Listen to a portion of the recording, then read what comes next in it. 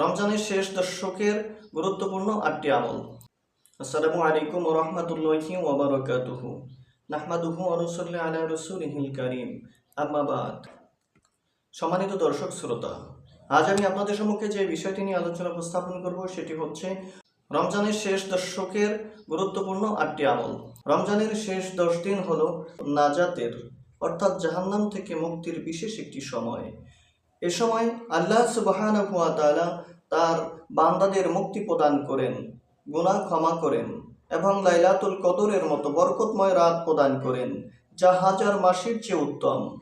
তাই এই সময়ে আমাদের উচিত হচ্ছে ইবাদত বন্দেগী আরও বেশি বাড়াইয়া দেওয়া, আত্মশুদ্ধির জন্য বিশেষ আমল করা এবং আল্লাহর নৈকট্য অর্জনের চেষ্টা করা। রমজানের শেষ ১০ দিনে করণীয় বিশেষ যেই আমল আমি আপনাদের সম্মুখে উপস্থাপন করতে যাচ্ছি, ১ নাম্বার হচ্ছে ইবাদত বৃদ্ধি ও ইতিকাফ করা। রমজানের শেষ ১০ দিন আত্মশুদ্ধি, আল্লাহর নৈকট্য লাভের সর্বোত্তম সময়। এ সময় আমাদের উচিত হচ্ছে বেশি বেশি ইবাদত বন্দেগী করা এবং ইতিকাফের মাধ্যমে নিজেকে আল্লাহর ইবাদতে সম্পূর্ণভাবে নিয়োজিত করা। ইতিকাফ হলো এমন একটি আমল যেখানে একজন মুসলিম মসজিদে অবস্থান করে ইবাদত বন্দেগীতে মগ্ন থাকেন, পার্থিব কাজকর্ম থেকে নিজেকে দূরে রেখে আল্লাহ তাআলার সন্তুষ্টি অর্জনের উদ্দেশ্যে সময় কাটান।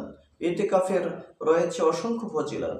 রাসূলুল্লাহ সাল্লাল্লাহু আলাইহি ওয়াসাল্লাম প্রতি বছর রমজানের শেষ ১০ দিন ইতিকাফ করতেন এবং সাহাবায়ে কেরামদেরকে উৎসাহিত করতেন। ইতিকাফ পালনের মাধ্যমে আমরা দুনিয়ার ঝামেলা থেকে মুক্ত থেকে আল্লাহ তাআলার ইবাদতে নিমগ্ন হতে পারি। ইতিকাফের সময় অধিক পরিমাণে নামাজ, কোরআন তেলাওয়াত, জিকির ও দোয়া করা উচিত। বিশেষত শেষ দশকের রাতগুলোতে আমাদের উচিত হচ্ছে গভীর ইবাদত বন্দেগী করা, কারণ এই সময়ে লাইলাতুল কদর পাওয়ার সম্ভাবনা থাকে। ২য় নাম্বার আমল হচ্ছে লাইলাতুল কদর অনুসন্ধান ও ইবাদত করা। রমজানের শেষ ১০ দিনের অন্যতম গুরুত্বপূর্ণ অংশ হচ্ছে লাইলাতুল কদর অনুসন্ধান করা।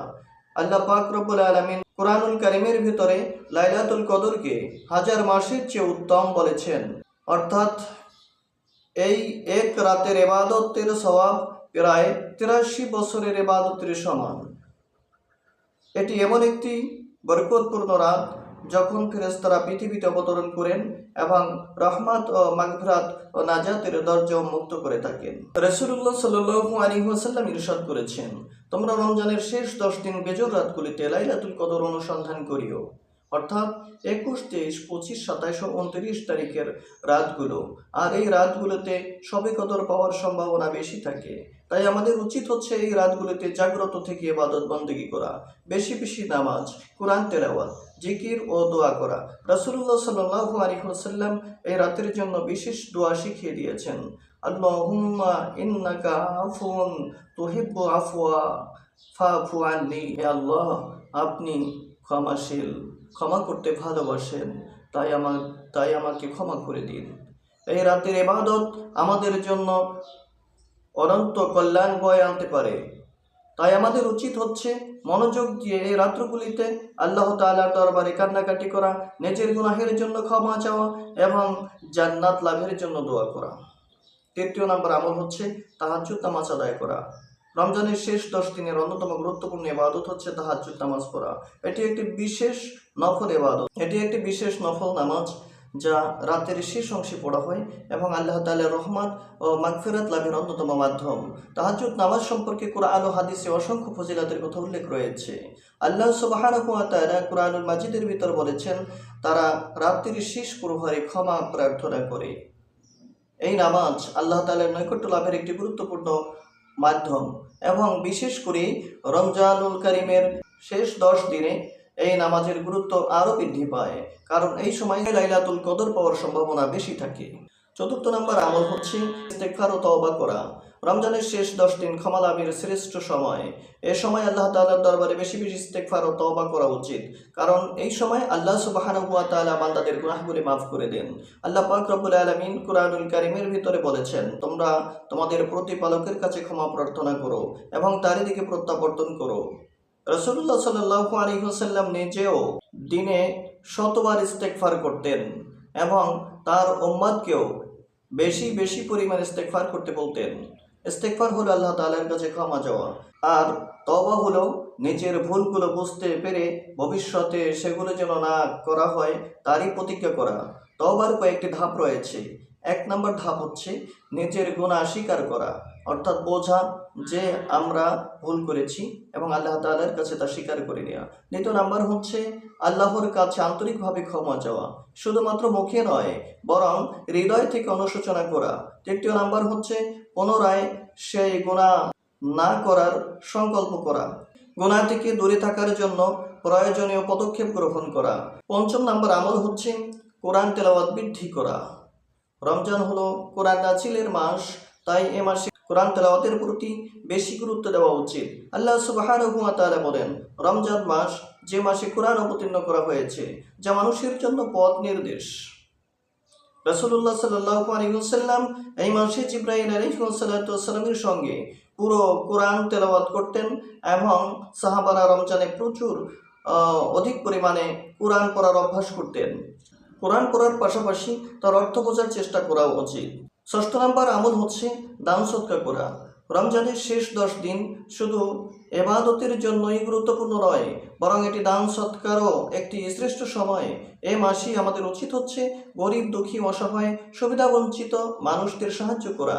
কোরআনুল পাকে আল্লাহ পাক রব্বুল আলামিন বলেছেন, যারা নিজেদের সম্পদ আল্লাহ তাআলার পথে ব্যয় করে তাদের উদাহরণ হচ্ছে একটি শস্য বীজের মতো, যা থেকে 7টি শীষ জন্মে এবং প্রতিটি শীষে 100 করে দানা থাকে।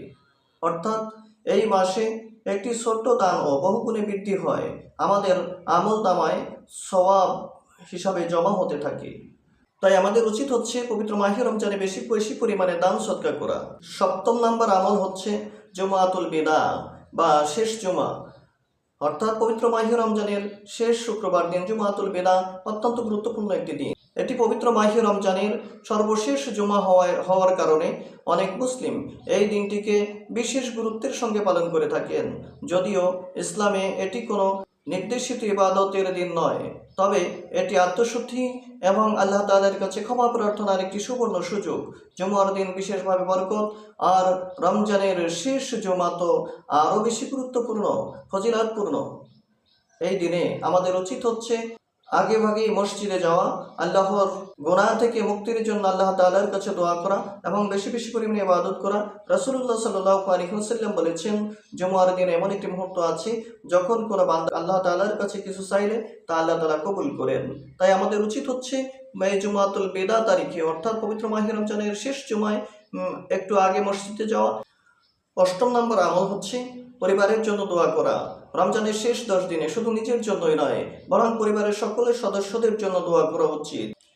ইসলাম আমাদের শেখায় যে আমরা শুধু নিজেদের জন্যই চিন্তা করব না, বরং আমাদের পরিবার, আত্মীয় স্বজন এবং পুরো মুসলিম উম্মার জন্য দোয়া করব। বিশেষ করে বর্তমানে ফিলিস্তিন সহ গোটা বিশ্বের মুসলমানদের জন্য আমরা দোয়া করব। পিতামাতার জন্য দোয়া করা সন্তানের অন্যতম প্রধান কারণ।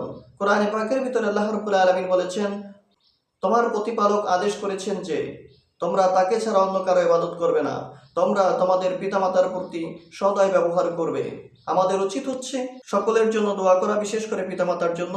আল্লাহ সুবহানাহু ওয়া তাআলা পবিত্র মাহে রমজানের শেষ দশকে এই 8টি আমল করার তৌফিক দান করুক। আমিন।